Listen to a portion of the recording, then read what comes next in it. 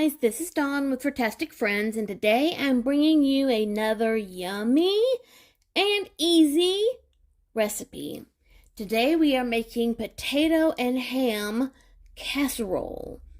And the easy part of this is that one, it's easy to throw together, but two, you can use any ham you want, just as long as it's just 8 ounces. It could be deli ham, ham luncheon meat, leftover ham from your ham dinner. It doesn't matter, just as long as it's about 8 ounces chopped up into bite-sized pieces.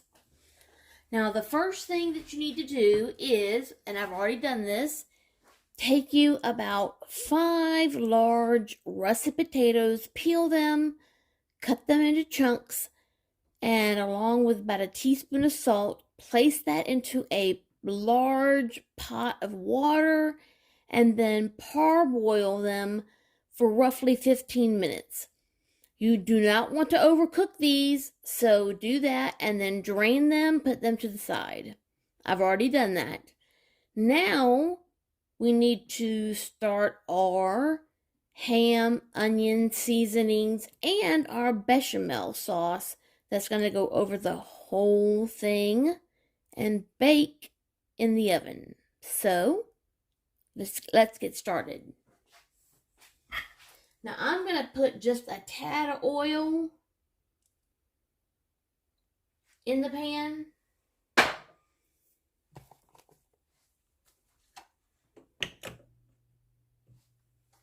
And I am going to brown up my onions and my ham. And once that is done, I'm going to take it out of the pan and put that to the side. And I've already prepped all of my ingredients.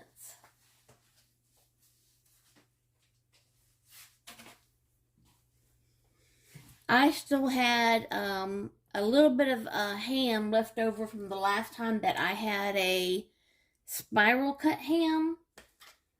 And luckily, I portioned it out in 8-ounce packets. So I already had 8 ounces. And I have 1 onion chopped into bite-sized pieces.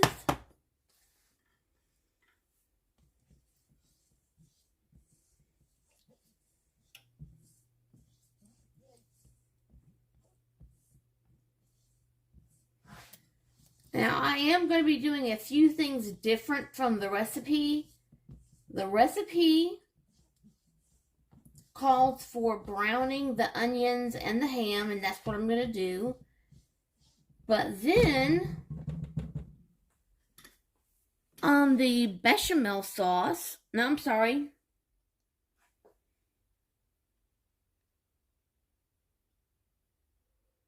Was it with the ham or was it with the bechamel?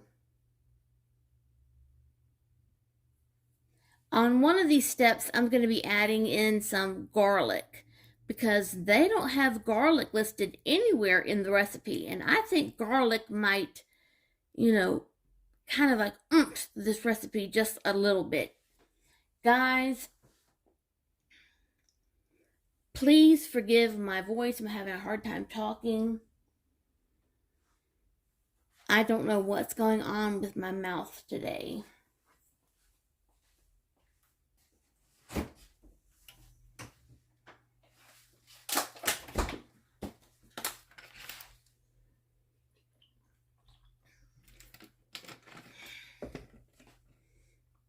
Okay, let's throw our onions in.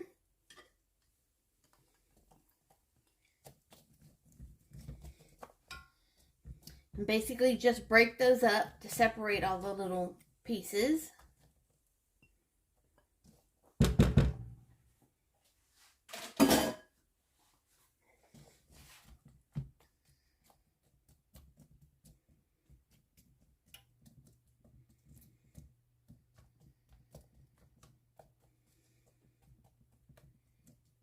And like I said, it can be any ham that you want to use. If you have some luncheon meat on hand, or if you want to go to the deli and ask them for some Virginia ham and tell them to give you 8 ounces, and then just take that and chop it up into chunks, bite-sized pieces. Or if you have some lunch meat ham, you can lay out, several slices and then go in and chop it up into bite-sized pieces. It does not matter. We're just trying to make a yummy, easy supper out of things that most people already either have on hand or have readily available.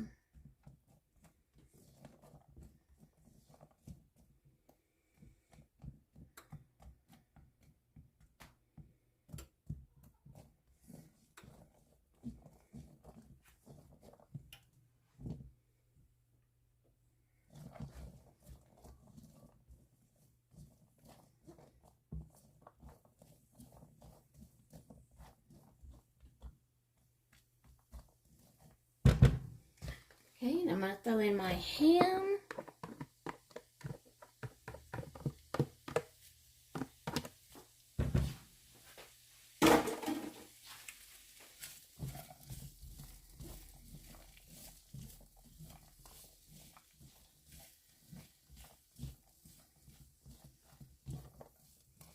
Yes, I think this is the step where I'm going to throw in the garlic. I'm going to add it to this step and not the bechamel.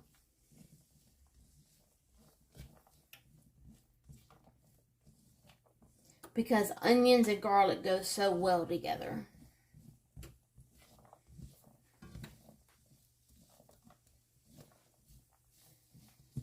Okay guys, it's going to take several minutes for all of that to brown. So once it's done browning, I will be back.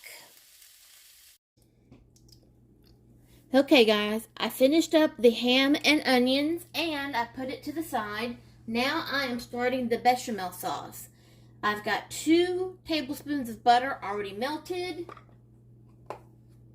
And to that, I am going to add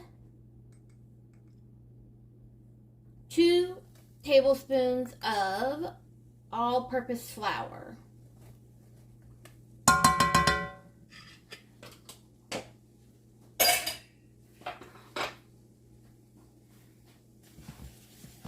And I'm going to incorporate that and cook out the flour taste. And then once I do that, we're going to start adding our milk really slowly.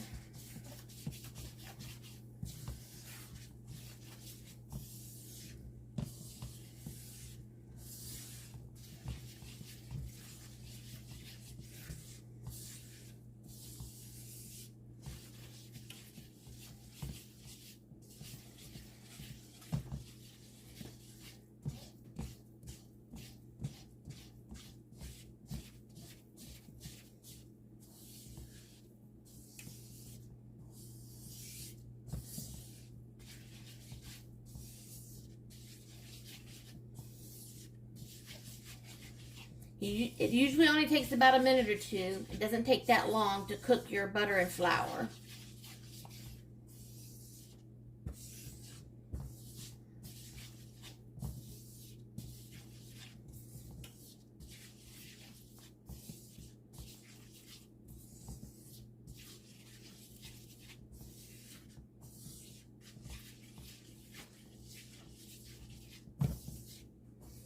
Okay, I think we're good. Now I'm going to slowly add in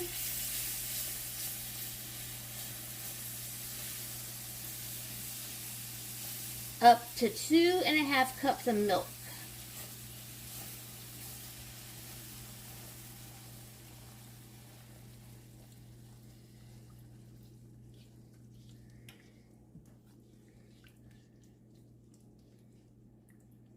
I probably should have gotten my whisk out for this.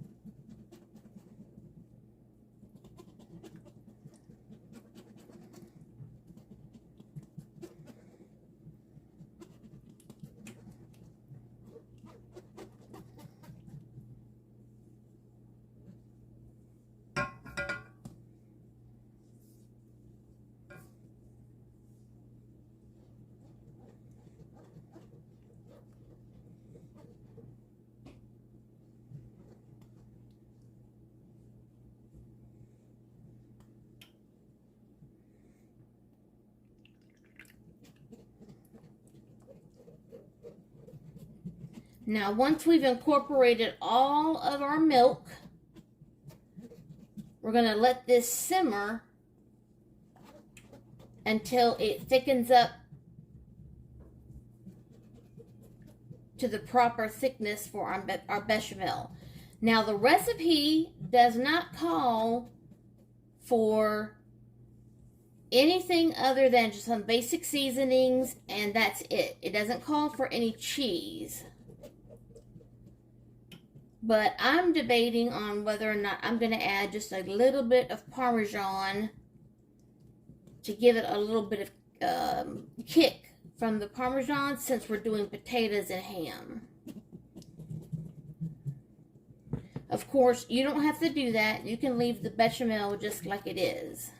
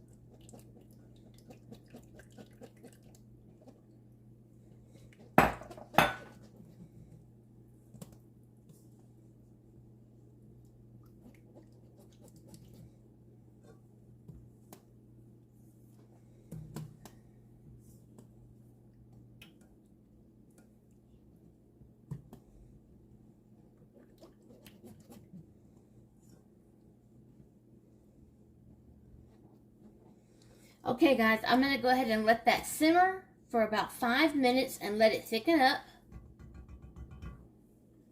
And if it gets too thick, I have more milk that I can add to it. Now, while that is simmering and thickening up, we're going to take our potatoes and our ham and onion mixture and combine them into a casserole dish. Okay?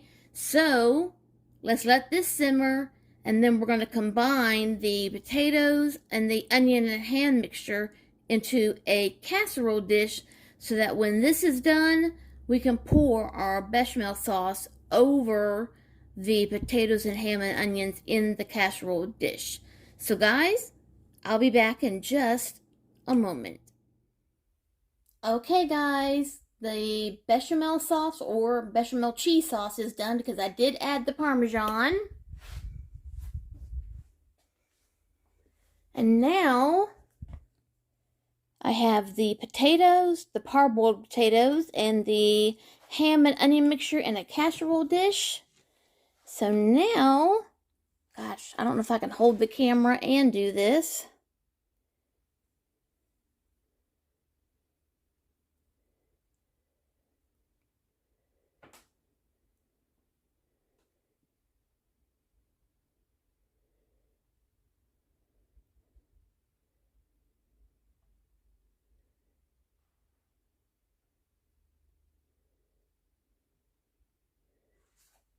Okay.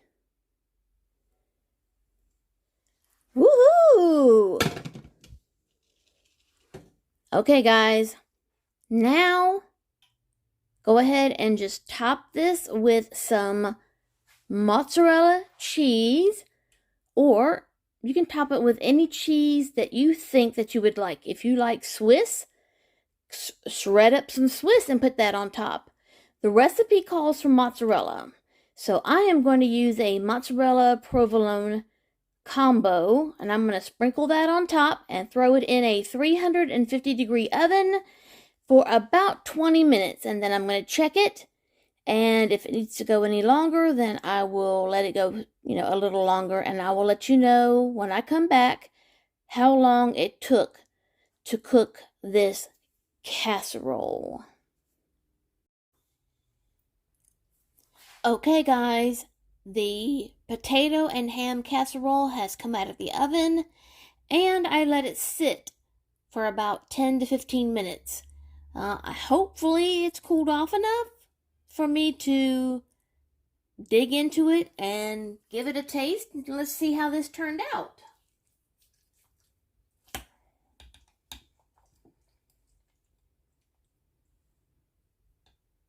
Oh yeah, it's still hot. Ooh, but it looks good.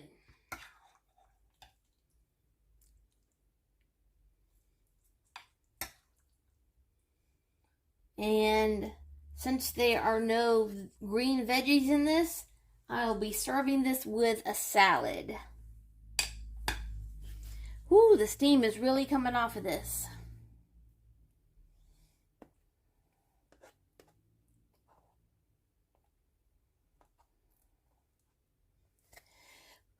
I'm going to have to blow on it because I don't want to burn my mouth.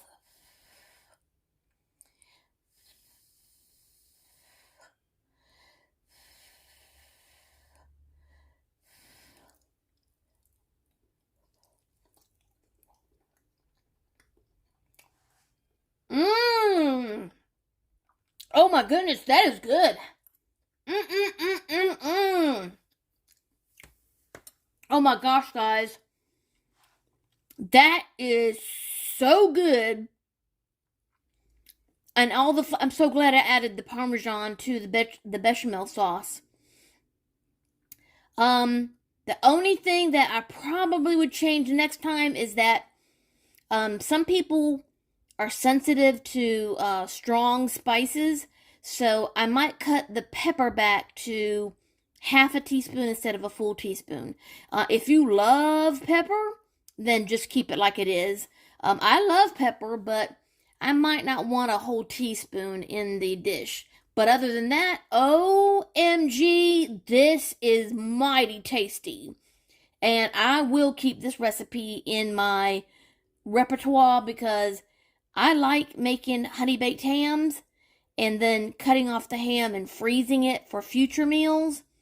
This will be one of the dishes that I make with leftover ham, hands down. This is very, very yummy. So guys, if you are new to my channel, I'm going to ask that you please, please hit that like button and take just a second to hit the subscribe button because that would really help out my channel. And it will help out the algorithm on YouTube to show them that you like my video and my content. And guys, as always, love, hugs, and kitty kisses. See you next time.